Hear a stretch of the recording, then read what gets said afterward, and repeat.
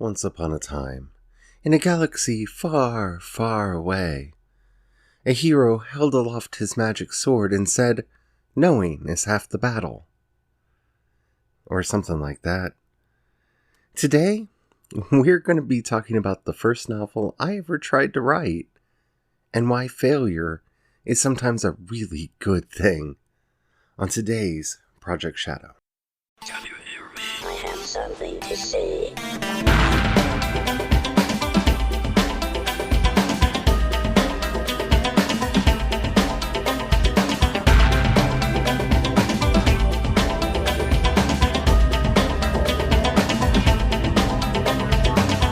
Project Shadow starts now. Hello everyone, how are you doing today? My name is Charlie. You might know me better as sci-fi fantasy writer C.E. Dorset, especially if you're reading my new book, Crucify My Love. Hi. It's been crazy. My back has been thrown out. The kitties have a new playpen and are mercifully sleeping right now. And, yeah, stuff. So much fun. Let's talk about writing, especially our first books, and why they're important. But before we get into all that, if you haven't already, please take a moment to rate this podcast in whatever app you're listening to me on. It really does help out a lot. It tells the algorithm to share the podcast with more people. The more people that listen, the bigger the community. The bigger the community, the better the chance we have of actually communicating with one another. And after all, that is why I do this in the first place. Alrighty. See, this is going to be a hard topic to talk about because the first novel I ever tried to write never had a name. So I'll probably be referring to it simply as the first book. See, I lived in Maryland for quite some time, and in 6th grade we took all of these tests and stuff to measure our aptitude for this, that, and the other thing, and very long story short, I ended up getting into a gifted and talented program, don't hate me, that they had at the school. Now, as a result of this, I got two things. One, I got a free period, and two, I got a get out of jail free pass. So as long as I kept my grades up, I could flash my pass and leave any class that I was in and go to a desk that they set up for me and work on a solo project. This solo project was under the purview of one of the guidance counselors, and I was allowed to pick what project I wanted to work on. Well, I already knew by this point in my life that I wanted to write books. I liked books, read a lot of books, wanted to write books, told stories all the time, loved role-playing games, and decided, yes, definitely, I am going to be a writer, a novelist. Didn't have a clue what I was doing. And unfortunately, because the program was administered by the guidance department, I did not have an English teacher to help me with the process. I do not know if that is a good or a bad thing. I honestly do not know. Because if I had an English teacher who was helping me with this project when I was working on it, it may have been better. I may have actually finished the book, but I don't think I would have learned as much as I did about the process of writing and learned how much I actually love the process of writing, the craft itself, if it hadn't been a self-directed program that I was obligated to do, so I had to sit down at my desk and do it every day, only to learn a couple things. One, I didn't know what I was doing. Two, I didn't know enough about the world that I wanted to write in to actually make the story work. You see, the reason I started with the teaser that I did is essentially the story that I was working on was kind of a Robotech meets He-Man with some Star Wars thrown in, and a little bit of G.I. Joe, kinda. Like a lot of stuff, like there was a character in there definitely based on Storm Shadow from G.I. Joe. That was definitely a thing. And though I didn't actually crib any characters from any other work, I was essentially writing glorified fan fiction in that while I didn't, like I said, I didn't take any characters from anywhere else. I did pretty much borrow a lot of ideas from other fiction. So there was a magical sword in the story that was somewhere between Excalibur and the sort of power that He-Man got, except for it looked more like the sword that She-Ra had, because I really liked the gem in the blade. So there was that. It gave our hero magical powers that were much more like you would see in Luke Skywalker than in He-Man. So, yeah. And there were ninjas. Because of course there were ninjas. Yeah. It was glorified fan fiction. And there's nothing wrong with that. I loved the story. I loved sitting down and writing this story. I loved the idea that I had a desk with a computer on it dedicated to me that I could go and sit down and type. And I had my own little disk, a little 3.5 floppy. And yeah, I got to write a book. I got to work on it. And I got really frustrated because I could only work on it at school. So I started printing out what I had at the end of the day, at the end of my sessions in there, and taking it home with me so I could handwrite and continue the story. And so the book that I ended up writing, because I was terrible at typing up what I had written, so the actual story that I had written was this terrible mishmash of printed pages that were printed using this old dot matrix printer that the school gave me access to, and handwritten pages on wide rule paper with my terrible handwriting. And yeah, it was a nightmare process. It was crazy. But what came out of this, what was the result of this, was I learned how important world building was. I kept hitting hitches in the story where my imagination didn't work. And when the counselor who was helping me with this process didn't know what to do to help me fix it, I started discovering on my own that, I needed to draw a map. That's what's wrong. I don't have a map of the world. And so I started drawing a map.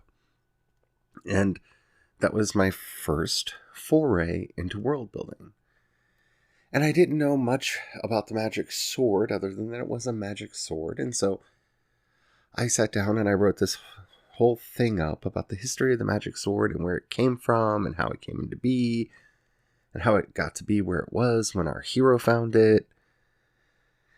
And yeah, I started world building organically on my own. And I thought I had discovered something magical. I thought I had discovered something new because we didn't have the internet back then. We didn't have access to DVD features. For goodness sakes, I'm not 100% sure my family... No, we had a VCR. We did have a VCR by that point, and we did have cable. But, VCR tapes did not have special features on them. So, I never got to hear filmmakers talk about their work, and there weren't a lot of books that I had access to at the time with writers talking about their worlds and what they had set up and what they had done. So I didn't know that anybody else had ever done this. And because I was a D&D player at the time, first edition Advanced Dungeons and Dragons, for those of you who are interested, I started using the rules and concepts that existed in D&D to give structure to the world that I was building. And it was fun. And you see, the beautiful thing about this whole program that I was in is I didn't have to finish the project. I had to work on it. I had to show progress. See, the program that I was in, which I can't remember, it started with an M, but I can't remember the actual name of it. All I had to do was show that I was making progress. So I had to leave drafts of the story that I was writing so that they could see that I was actually working on it, that I was actually doing this. And since I also had access to the school copier, then I was able to copy the handwritten pages and print out the printed pages and leave this Frankenstein's monster of a manuscript that I doubt my counselor actually read, to have it there so that they could see that, yes, I was working on it. And that was the other really great thing, is I didn't have that pressure to complete. It was all exploration. And that's what our first creative projects should always be.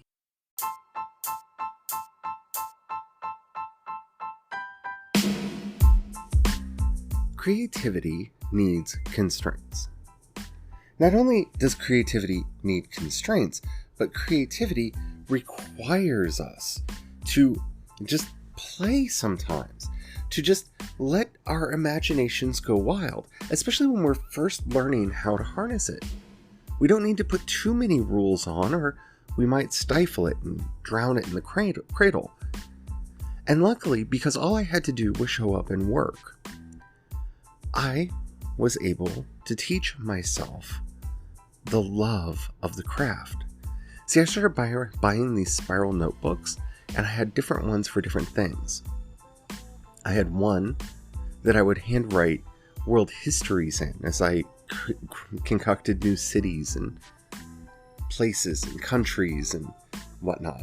I had one that I wrote magic items in. I had another for magical creatures and some of the races that I was coming up with, because it wasn't good enough for me to just write with elves and dwarves and orcs and whatnot. No, I had to create my own creatures. I had to create my own things. And I had so much fun doing it. And while that book never got finished, that world building continued. I continued building that world, building those characters. Oh, I had another spiral notebook just for characters. And I continued working on that. I continued developing that setting for those 2 years in middle school, for 7th and 8th grade, to the point where when I was in 9th grade, I decided to scrap the novel that I had because I didn't have access to that computer anymore. I didn't have access to the software that I was writing with it anymore. And I was going to start a brand new book. I pulled 2 of the characters forward that I had in that book and started writing a new one. And that actually became the first book that I ever finished. It was a book called Empires. It's terrible. It's a garbage fire of a novel. It is truly one of the absolute worst things that I have ever done in my life. And it took me 4 years to write it. I literally wrote it while I was in high school, from my freshman to my senior year. It's terrible. But I never would have done that if I didn't have that experience with the first book.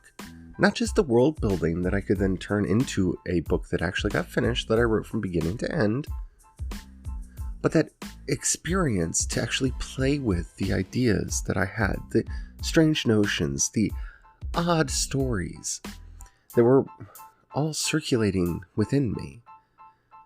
See, I never really understood where stories came from. You know, when you go to school, you know there's a Mark Twain and a Tolkien and a Edgar Allan Poe and, you know, all the people they make you read in school. I knew they existed, but the idea that they were somehow real people that had ideas, that actually wrote fiction, that seemed so utterly bizarre to me. It just didn't really make sense. And see, it was about this time, while I was working on that first book, I went to my first convention. And there, I met real writers. People who had actually done it for the first time. I met DC Fontana. I met AC Crispin, who I would later have a very complicated life around. And so many others. And it was amazing. Dorothy Fontana sat down and would talk to me about writing and give me tips and explain to me how to construct a story and what to look for and what to, she was one of the first people that told me about editing and revision and how much of the process that was. And I know she wouldn't remember me now because I was just a little kid. But it was a magical time for me. I was able to explore completely free from obligation, completely free from any expectation. Luckily, back then, I didn't have Wattpad, because I don't know what would have happened if those early drafts of that book had been public. And I'm not talking about Empires, I'm talking about that first book. That book that no one got to see. That book that I don't think anybody will ever get to see, because I've looked, I don't think I have any copies of any of it left. It was important for that to be mine and mine alone. Not out of shame of how bad it was, or because I couldn't take criticism or anything like that, but because it put me on a road, on a trajectory, to discover my own voice, to discover my own interests, to figure out what kinds of stories I wanted to write, what kinds of worlds I wanted to explore. And I followed it up, that first book, with Empires, which was set in the same world. And then I wrote a vampire novel called Behind This Darkness, which was terrible. And then, let's see, there was Battle for Evermore, which is just horrid. And then after that, I wrote the first of Liquid Sky, which would be the first book of mine to ever see the light of day and ever get out there. And funny little thing, 2 of the characters from Liquid Sky come from that very first book. Ashen and Toon, those are characters that I created back there in that classroom all those years ago. And they're characters I still write about today because I spent so much time with them. And I love them so much. I translated them into that new world, into that new setting, because I learned so much from them. And I think that's where we need to be in our creative process. No matter what we're doing, we need to stop putting so many constraints on ourselves. How many reads did it get? How many likes did it get? How many books did it sell? People start thinking that way too early in the process now, because we can't. Like I said, I didn't have access to the internet when I started writing. And the first time I had access to the internet, it wasn't really the internet that we have now. And I'm not saying you shouldn't share your fiction online. Everybody should follow their own path. Do what you feel is natural. But be careful that you don't stifle your own inner voice, that internal instinct that you have that guides you to the art that you want to be creating, to the work that you want to be doing. Because exploration is what those early books are for. They're not for making money. And often they're not for the eyes of anyone else. I don't know that I've ever let anyone else read Empires or Behind This Darkness, and I don't know that I ever will. Those were books for me to learn, to craft, to create, to explore, to do crazy things, and see what it is we want, what I wanted, without thinking about others. And that may sound like a selfish, solipsistic way to create, but that's where you have to start. Before you can think of, would an audience like this, you have to know your tastes. And you think you learn those through reading, and I do think that helps, but you relearn it through writing, because you'll never write like Lewis Carroll or Edgar Allan Poe or H.P. Lovecraft or Jin Yong, no matter how much you want to. And you have to learn to be comfortable being yourself. Speaking of which, I hope you enjoyed this podcast. I am going to give you all a little bit of homework if you want to get a jump start on a topic we will be covering on the show. One of my absolute favorite book series has finally started getting a proper translation into English. So Jin Yong's Hero Born, which is the first book in the Legend of the Condor Heroes series, is out now. You can buy it, you can read it, you can follow along in the audiobook. I will be discussing this book at length in the not too distant future. So I wanted to give you all a head start if you want to read this. This is a wuxia book. It is part of the most quintessential series of wuxia books. There are 12 books in total in the Condor series. The Condor series is actually a trilogy of quadrilogies. It's hard to say. Book 1 is out. Book 2 is scheduled to be released. I'm so excited. These are going to have a proper English translation. I read fan translations of them because I do not read Chinese. And, this is such a good translation, I think. I don't read Chinese, so I don't know how close it is to Chinese, but it's really much better than the fan translated one that I've read before. So you may want to check that out if you want to be ready for that review when it comes out. Wuxia is one of my absolute favorite genres.